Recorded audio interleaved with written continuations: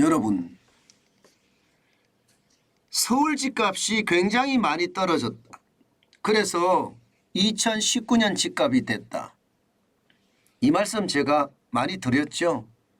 아마 정환진 TV에서 추세적으로 가장 빨리 아마 분석을 했을 겁니다.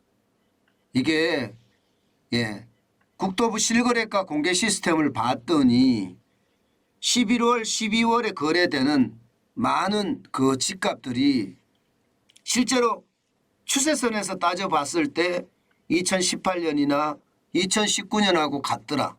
심지어는 2018년하고도 같더라. 이런 분석 제가 해드렸습니다. 그런데 이제 정부에서도 그렇고요. 언론사에서도 그렇고 이제 그 분석에 대한 게 지금 나오고 있습니다. 여러분 이거 한번 보세요. 이게 강북입니다. 강북. 주로 강북들 보면 노원구 월계동이에요. 3호 3차 59제곱미터. 현재 말입니다. 국토부 실거래가 공개 시스템에 보면 5억 1천만 원에 거래되고 있습니다. 그런데 2019년 하반기가 5억 4천만 원에서 5억 9천만 원이에요. 그죠? 2019년 하반기로 돌아갔죠. 이게 최고가까지 갔을 때가 9억 8천만 원이었거든요.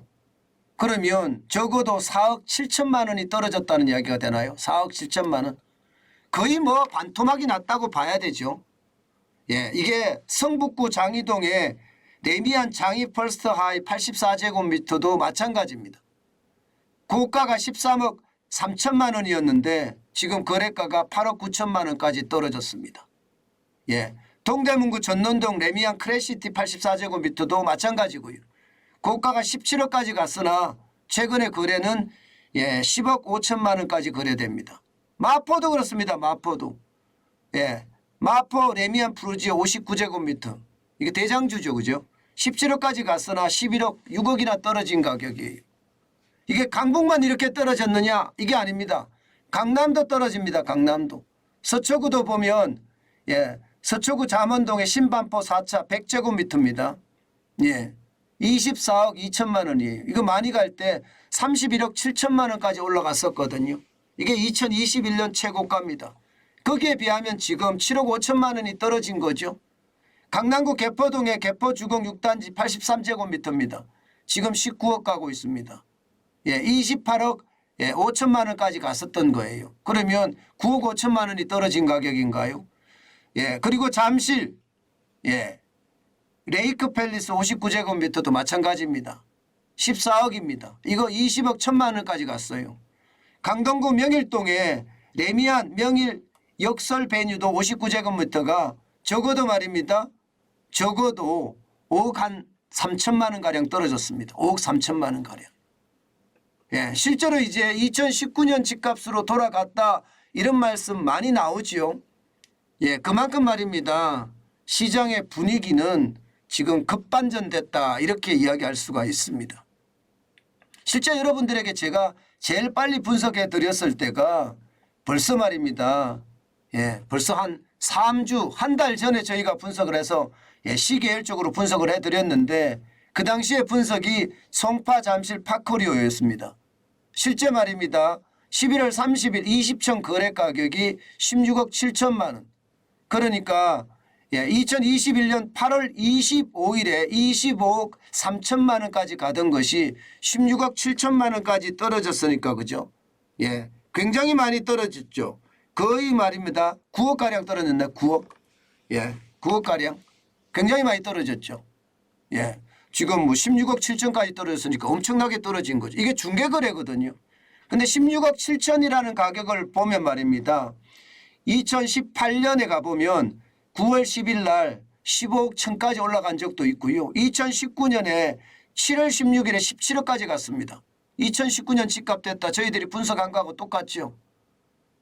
제가 벌써 여러분들에게 한 달 전에 이런 이야기를 말씀을 드렸어요.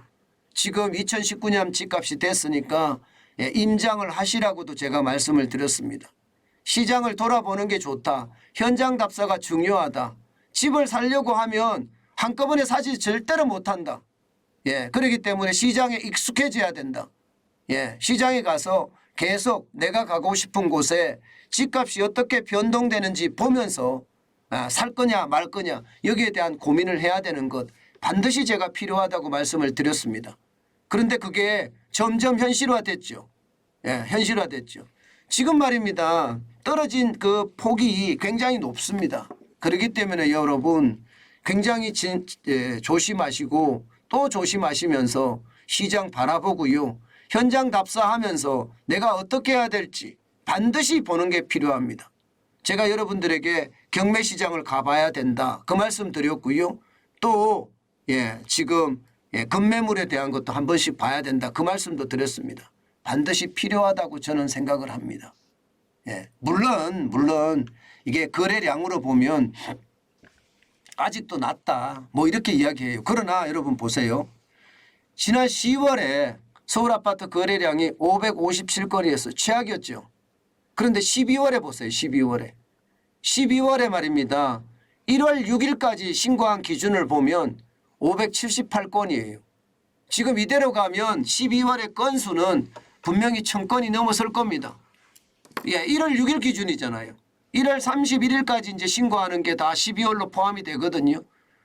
그러면 1000건이 넘어서면 이제 거래량도 뒷받침을 해준다는 이야기가 돼요. 거래량도. 거래량도 뒷받침을 해준다는 이야기가 되니까 아직까지 거래량이 미약하다 이러면서 이거 현실이 아니야 이렇게 이야기하시는 분들이 많은데요. 실제는 그게 아니다. 이제 거래량도 1000건이 넘어서면서 뒷받침을 해주면 아마 시장의 분위기는 굉장히 달라지지 않겠느냐. 이게 시장의 예측치입니다. 여러분 정환진 TV에서 분석하는 것이 진짜 독합니다. 저희가 분석할 때 단순하게 하나만 보고 분석하지 않거든요. 반드시 말입니다. 반드시 시계열적으로 분석을 하는데요. 이게 실제로 거래된 가격에 대한 분석입니다. 단순하게 2022년 11월 30일에 16억 7천만 원에 거래됐다 이렇게 분석하는 것이 아니라 이 점을 말입니다. 연결시켜 갑니다. 언제까지? 2016년까지 연결시켜 갔어요. 그랬더니 가격이 얼마나 떨어졌더라. 한 40% 넘게 떨어졌더라. 그렇게 결론을 냈고요. 그러면서 여러분들에게 제가 말씀을 드린 것 이게 결국 말입니다. 지표의 어떤 추세선을 가지고 설명을 드리기 때문에 시간적으로 내용적으로도 보면 정확성이 굉장히 높아집니다. 물론 집값은 누구나 이게 검증할 수는 없어요. 누구나 예측할 수도 없고요. 그런데 제일 그래도 말입니다.